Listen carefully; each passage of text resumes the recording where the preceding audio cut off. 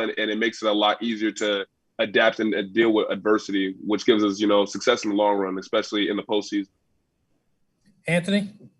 Yeah, I think like Malik said, I think the coaches do a great job at going out and recruiting the right guys that fit right in the culture that they've been building. And when they come and they visit, I mean, they see right away how close we all are one to the other, and it just makes them. I don't think a lot of programs in the country have something like we have, that we just share playing time, and then we're always together. We enjoy being around each other, and I think that definitely plays a huge role in our culture. Follow up, Andre? Next, Austin Cox from Warchant. This one's for Anthony. Hope you're doing well, man. Just want to ask you, can you get on a hot streak defensively? I know you're a guy who's a sharpshooter and can get hot, from three, but towards the end of last year, it seems like you were all over the place. I mean, you're getting steals, especially in the second round of the tournament, you get to Sweet 16. Can y'all as a team get on a hot streak defensively? No, yeah, definitely. I mean, like I said, there's all the little details are going to put you in the right spots. And if you can follow those, I mean, that's probably the easiest way to be in the right spot and be able to see what the offense is trying to do before they actually do it. And that's just going to put you in the right spot to be able to get a steal. Just read the offense before they can complete a pass. So if we learn it earlier, because for example, last year, we didn't have the whole summer and training camp to learn all the details because of COVID. But this year, we have a lot more time in our hands to learn, to go over it with spend more time on all the little details. And I feel like that's going to help the team be a lot ahead of where we were last year. Go to Ben Myers. Hey, Malik and Anthony. Both of you guys can answer this if you'd like. I know you guys have both spent a few years in this system now. I guess now that you guys are both kind of in leadership roles now, you're more of the senior members of the team. How has that role changed for you this year, and what does it feel like for things to come kind of full circle from you guys being those fresh new guys, and now you guys are kind of the veteran guys on the team? Go to Malik first. Oh, I would say that, the leadership role, I would say that it changed a little more since last year to this year, is that, we don't have the same return. We don't have the same returners that we did last year. So like Raekwon Gray being gone, MJ Walker being gone, those are vital leaders, who've also been in the program for a long time. But they were here before I personally was here. So, the fact that they're gone, learning stuff and taking stuff from how they led the team last year and just being able to implement that and emphasize those type of points on this year's team and being able to just propel us back to the March Madness and hopefully to at least a Final Four run.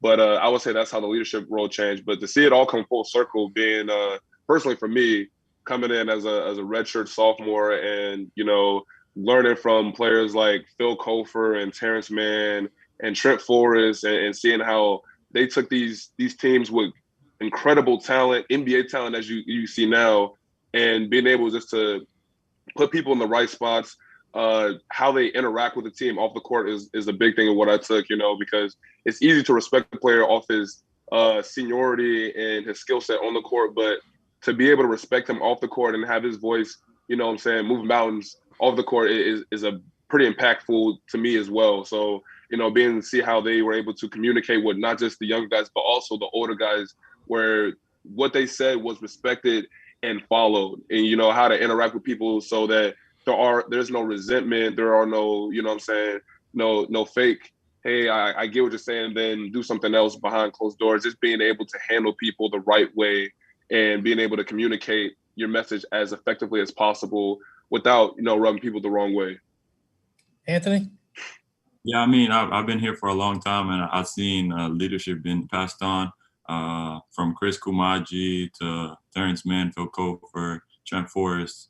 It's every year. Like, I've been here my first year, and there were some leaders. They moved on. It got passed on, and I feel like now me and Malik are in that spot. And from the day one that I got here, I still talk to those guys. For example, this summer when I got the chance to go back home for a little bit, Chris Kumaji, came with me, and like, I mean, we're still super close. Like Malik said, building that relationship on the court, I think, is super important to have the same off the court, because it just can make you strong. Go to Lane Hurt. And to go back a little bit on the culture for both of you guys, I mean, you just had, you know, 2 lottery picks who came off the bench. Both of you guys have come off the bench. You've been in those roles. When guys are coming in and you're meeting them, you're visiting, how can you tell that those guys are in that mold? What are you guys as players looking for, and finding these guys who, like you said, are so selfless and willing to do whatever it is that benefits the team? I'll go first. Well, I mean, I would say obviously the coaches, when they bring in their guys, the things we really kind of look for is just like, how they really carry themselves, especially with especially with some 5 stars. Okay, you guys still hear me? Okay, yeah. Especially with some 5 stars, I know that the typical 5 stars, especially when I grew up, they kind of come up with a certain amount of arrogance with them, a certain amount of confidence. And I'm not saying confidence isn't bad, but like, when we had people like Pat and Scotty, they were you could tell that they were different. Like they were 5 stars, but they were still kids at the same time. They were naive. They were still looking to learn. You know what I'm saying? They understood that they didn't know everything. And that's kind of what we really look for as well when we are on these visits with kids. We want to see if they are these type of people who think they know everything, or these people who are like anxious, like when they get on campus, their eyes light up and they're like, oh my gosh, like this is a whole new world. Those are the kids that we know that they're like the blank sheets of paper, and they're just waiting for some guidance, some people to show them the way. And I mean, like I said, the coaches do a great job of doing that. There's been a very few select people who kind of were on the opposite tip of where we were like, okay, this guy may probably might not fit in with the culture, but a lot of the guys who eyes really light up, they're always want to sit around the team. They're always asking questions, saying they're sharing jokes with us. They're just being in the mix and just getting lost in the team. And, and with those guys, we already kind of give them that feel, and the feeling's also reciprocated when we ask them after we host them, like, man, how'd you feel? They said, man, I feel like you guys are very close. Like, this is a brotherhood. This felt like a family. I had a lot of fun on my visit. It didn't feel like a job. It didn't feel like you guys were selling me anything. And that's when I know that those are the type of people for Florida State, because I was one of those people at that time where it was like, man, like this is like a family. And what I'm saying? I felt like a brother before I even came to Florida State. So those are typically what the things that, what I'm saying, at least I look for when hosting recruits or hosting new kids for the team. Anthony? Yeah, I definitely believe that everybody that comes to the program, first year rated 5-star or whoever comes, I think they're very humble people that are willing to learn and ask questions to no matter who, whether it's a walk-on or me and Malik. It doesn't really matter who it is. I mean, people that have been here in the program for 3, 4, 5 years. We even have guys that have been here for 4 or 6 years. I mean, they're willing to learn. They've been here for a long time. They know everything that's going on. So being a guy that's been in McDonald's All-American to go up and ask a question to a walk-on, I mean, you don't see that in every program. And I think that's what makes us different, because you could go up to anybody. Everybody respects each other equally. And I think that's great to have. And that just not shows respect, but it just shows also how close we are off the court, because if you're able to go up to somebody like that because you respect them not only on the court but off the court. Go to Kurt Weiler. Malik, how impressed have you been with a guy like John Butler coming in? Obviously, he could probably stand to put on a little weight, kind of fill out his frame. A lot of guys do when they get to college, but for his size, but paired with the athleticism, paired with the shooting ability, just everything he does. Oh man, John Butler, aka JB, man, that dude is he has a lot of potential. I said the first time I seen him, and I still say it almost every day after practice, that this man has a lot of potential to be a fantastic player, like a big time player. I mean, he moves well, he moves quickly for his size at 7 foot. Great, he has long wingspan, great defensive instincts, and then on top of that, the man can shoot from the 3-point line to dunking on people at the basket. So I mean, honestly, his potential to me is unlimited. I mean, of course, yes, he has to fill out his frame, but I mean, I'm not too worried about that because a program like Florida State, they'll handle that no problem. And I know I was one of those guys who kind of came to college and knew that I had to start putting on weight immediately as well. So I'm like, he's not far off. It's not like he's behind or anything. But man, I know once he gets going, once he falls in love with the weight room, and once he starts just getting lost in the system and listening to the coaching, I know that man. I can't even really compare a player to him. He's going to be something special. So I mean, after my time here is over with, I'm definitely going to keep eyes on him because he's going to be one of those players that's going to just wow a lot of people with his athleticism, with his frame, and with his size and his quickness. Go to Ryan Kelly. Anthony, I had more the same question to you, but more about Matt Cleveland. I got a chance to watch him a little bit in high school. Seems like a guy who's going to fit right in here at Big Guard U. Nah, yeah, Matt. I love Matt. He's a super competitive guy. Down from any challenges, is always asking questions about if he did something right, if he did it wrong, what can he improve. And I mean, I love competing with him because he never backs down. He's always trying to guard me, guard Malik. He doesn't matter what position it is. He just a dog. He just want to compete, and he picks up on things very, very quickly. And I mean, I could tell that he's always watching film and trying to improve on his craft and that. So, I mean, I'm excited for him for this year because he's going to be definitely huge for us. Go to Jake Mossing. This question's for both of you guys, but are you looking to avenge any particular losses from last season, or is there anyone this season that you guys are super excited about playing? Take that first, Malik. I mean, we're excited to play every game. You know, we got a lot. We have a tough schedule. There's a lot of people that are wanting Florida State's head, so to speak. So, I mean, we know that every game we got to bring it. I would say I've seen UCF on the schedule.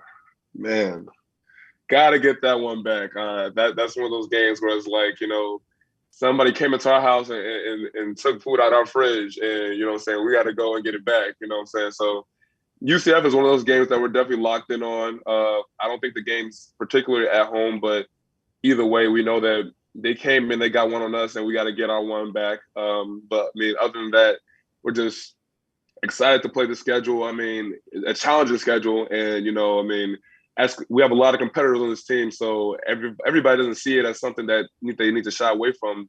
We see it as, like, you know what I'm saying, go time. Like, it's time to, you know what I'm saying, time to put the spotlight on us because we don't work so hard since the summer, you know, working on our bodies, our conditioning, our mental sharpness. You know, it's one of those things where it's going to be a very fun season, very challenging, but fun nonetheless. But if we're going to talk about people that we want to get back at, go ahead, put UCF on there.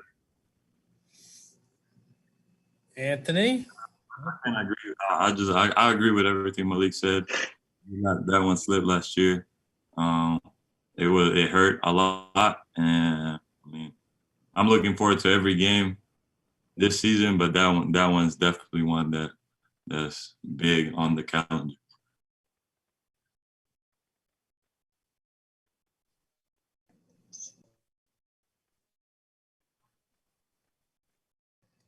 I can't hear you, Chuck. You're on mute. Chuck, you're on mute. You're on mute, Chuck. Chloe, you have any questions? Yes, sorry, that's a delayed hand raise.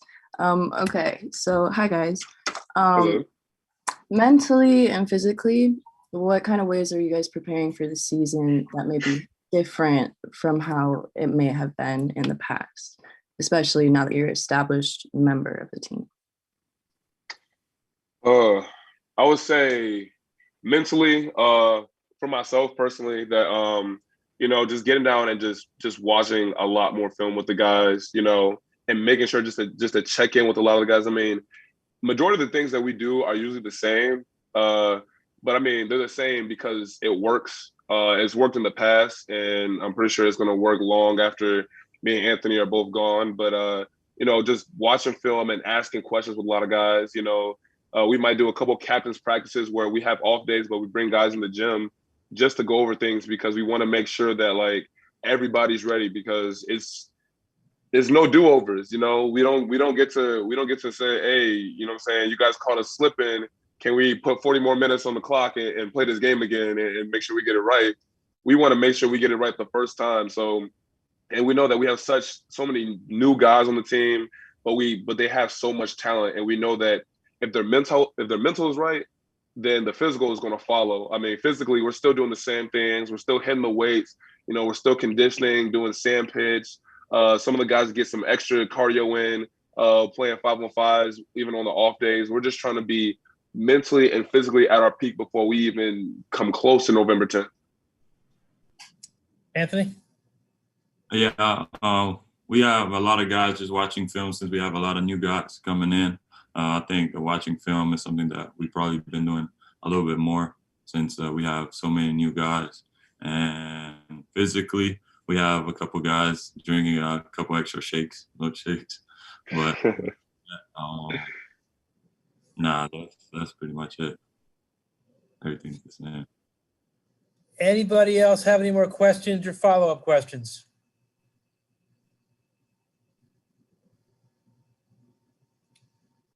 Everybody good? Anybody need anything? Anthony, Malik, thank you for your time. Yeah, I appreciate you. Thank you. Thanks, guys. Thank you, Chuck. Thank you guys. Thank you, We guys. appreciate it. Thanks, fellas.